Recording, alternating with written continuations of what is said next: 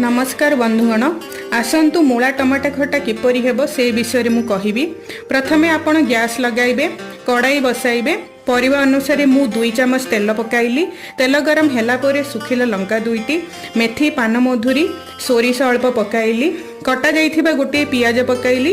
पियाज सिझिला परे तापरे सेथिरे मु अदा रसुण पेस्ट पकाइली। किछि समय सिझिला परे सेथिरे मु छोट छोट कटा जाइथिबा मूला पकाइली।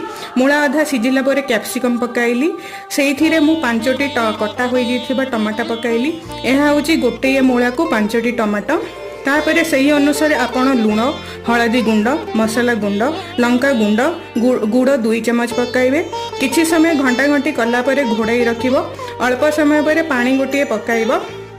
फुटिला परे तैयारी होई गला मूला टमाटा खटा। एहा होची भात सहित खाइले बहुत भल लागिबो। वीडियोटी भल लागिथिले लाइक एंड शेयर सब्सक्राइब करिवे। धन्यवाद।